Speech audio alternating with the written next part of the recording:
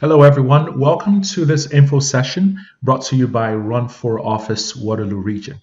Our goal is to inspire people within our community in the Waterloo region to step into positions of authority and of power to be able to represent their communities, support their communities, and inspire others to also do the same thing.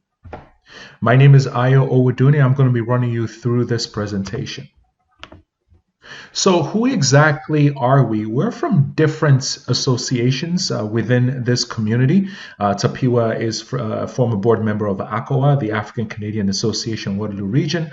Lenoir is the president of the Caribbean Association currently. Brent Park, a third-year community student at Conestoga College. And Marcia Smelly, a president of the Congress of Black Women Waterloo Region. And as I mentioned, we're passionate about ensuring that we get our people to pay attention to not just what's happening, but also step in and say that they're willing and ready to run for office.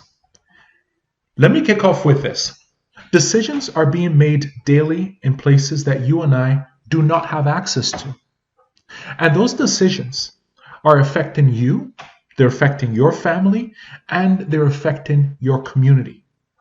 And the only way that we can get into those places where those decisions are being made is by getting key people from our community who love our community, who want to serve in the community, and who are willing to give back to the community. We need them in these places where these decisions are being made so that they can be our voice at those tables.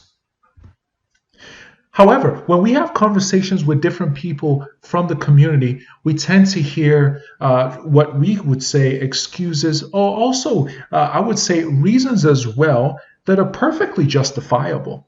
But the reality is, as we're making excuses, others have the same exact kind of problems, but they're still stepping above and beyond to represent their communities. So what are some of the excuses and reasons that we're hearing from our community? And which one of these are some of the excuses or reasons that you've also thought of when it comes to running for office? Number one, I am too busy. We're all too busy.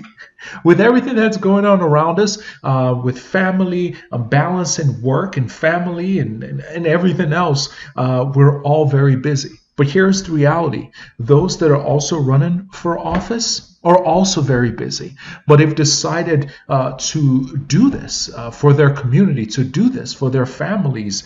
So we need to start thinking beyond that as well. It takes too much time. I am too busy trying to survive life right now. Here's another excuse. Others do that. They don't need people like me. It's not for people like me. But the reality is, it is for people like you. If you love your community, if you see issues and concerns within the community that are not being addressed, the best person that can solve those problems is you. Why? Because you've seen it, you understand it, you've felt the pain, you've probably lived that experience before, you empathize with those people, and you're ready to step in there. So what qualification do you need? We're going to talk about that a bit more, but others do that. They don't need people like me. That is not true. We need people like you. You are the right person for the position. I don't know where to start or what to do. That's why Run for Office came in, because we realized that there were people that were interested and there were people that had not thought about it, but many people weren't even sure where to begin. And our goal is, you know what? We're here to spur you. We're here to inspire you. We're also here to inform you so that you do know where to start. You do know what the next steps are, and we can work with you to put a plan together. It's just not for me. If we don't do it for our community, who else would do it for us? So, here are some reasons why you should get involved. Just like I love this picture here. We need you. This is why we need you to represent our communities. It is hard to push change from the outside. That is the reality. If there is a certain pain, certain issue within your community, yelling or complaining from the outside might not fix those issues. Getting in there and being part of the conversation, being part of the votes, being part of lobbying, being part of pushing things is the opportunity that we need as a people to be able to push the change that we're looking for. Your community needs representation.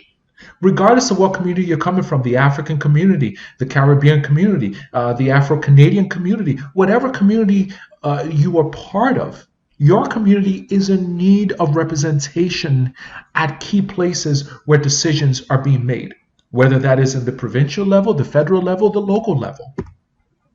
You will be in a position where decisions are made. I think I've talked about that a few times already. So, what are some of the positions that you can run for? We've had people come up to us and say, you know what, we're interested, but where do I start? Or what can I do to serve in the community? We have a few ideas that we can share with you. The first one is focusing on the office of the school board trustee. Now, we can share more details. We have a document called the 5 W's, and I encourage you, if you're still interested, send an email to us. I'm going to ensure that our email address is on the screen. Send an email to us requesting for the 5 W's of whichever area that you're thinking of, or whichever office rather you're thinking of, and we'll send you that document that gives you more details about that. But I'll just give you a high level for now. So the school board trustee, there is the public school board trustee, and then there is the Catholic school board trustee. And I believe there's the French school board trustee as well. So if you're interested in representing and really being a voice for our children in their schools, then this is a great place or direction to go. You can also run for a city or regional councilor position or the mayor position. You can run for a member of provincial parliaments, the MPP position, or you can go to the federal level and run for an MP position, also known as a member of parliament. As I mentioned earlier, we have 5 W's, which is the who, what, when, why. It gives you a bit more detail of each of these areas in place. So let's talk about becoming a school board trustee. What does it take? Some responsibilities include preparing for and participating in all school board meetings and all meetings of board committees of which they're members. So you're having your regular school board meetings, and then you can have a subcommittee. So let's say there is the finance committee, or there's a committee looking at issues of children and any disciplinary issues at all, and then they report to the main board. So you have your regular board meetings, and then you can have your committees who are also meeting as well. Part of some of your responsibilities also include responding to telephone calls, to emails, meeting requests, and queries from constituents. Also, time commitments will vary, but it's not uncommon for a trustee to spend an average of about 15 hours a week on activities associated with the role. Now, this is just for a school trustee position. This is different for a councillor position, for a member of provincial parliaments, and also for a member of parliament. That's why it's extremely important. If you're interested in those, send us an email so that we can send you the 5 W's. In 2017 to 2018, the honorarium limits across Ontario ranged from $7,500 to $29,500 for school board trustees.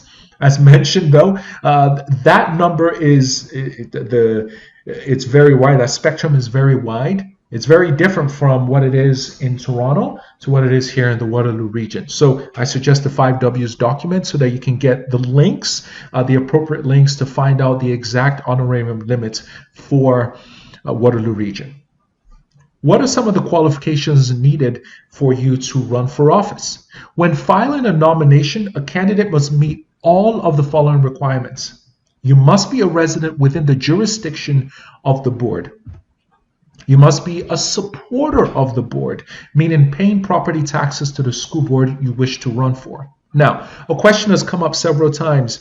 I don't own a property. I currently rent. Does that mean I cannot run for office? Yes, you can still run for office even if you don't own your own property at this point. Send us an email. We'll explain that in more detail. But when you are filling out your tax information, there are segments where it talks about where do you want your property taxes to go to if you do pay taxes, and ensure that you are put in the region and the jurisdiction that you want to be a part of. As I mentioned, send us an email. We'll explain that in a bit more detail to you. You must be a Canadian citizen. You must be at least 18 years old. And if you're running for Catholic school board trustee, you must be a Roman Catholic. And you must not legally be prohibited from voting. You cannot be disqualified by any legislation from holding school board office as well. And if you're a candidate, if nominated, you must remain qualified throughout the election. And if elected, you must remain qualified throughout your term of office as well. What disqualifies you from running for the position? The following persons are disqualified from being elected to school board office. Any person not eligible to vote for the school board. An employee of any school board or clerk, deputy clerk, treasurer, or deputy treasurer of a municipality within the jurisdiction of the board, unless you take an unpaid leave of absence before being nominated, unless you resign if you're elected to the office as well. If you're a judge of any court, you're also disqualified from being elected. If you're a member of a Legislative Assembly of Ontario, if you're a senator, or a member of the House of Commons, you cannot run for office. If you're an inmate or a penal or correctional institution under sentence of imprisonment, you also cannot run. Now, keep in mind, when we're talking about these qualifications and disqualifications, our focus is on a school board for now. If you want more information on MPP or MP, remember, send us an email. We'll send you the 5 W's documents, which goes into more detail about those particular positions. I've said it several times. I'll say it again. Thank you very much for listening to me. I do hope you have a fantastic day. We're looking for people that can inspire us. We're looking for people that can direct us. We're looking for people that can encourage us. We're looking for people that can empathize with us and step into positions of authority. We need you to show the rest of the people that, yes, we can run and we should support one another through that process. And yes, once we are in those positions of power, we will ensure that we don't forget our people. We will also ensure that we take care of our people, we listen, we empathize, and we put policies in place that can move our people to the next level. If you're interested in learning more, our email address is here, run4officewr@gmail.com. You can request for the 5 W's document. You can request for when our next webinar info session will be taking place, or any question in particular. If you want a one-on-one phone call just to have a conversation and hear things out, send us an email as well. We're interested in talking to you and having a conversation. Thank you very much. Have a great day.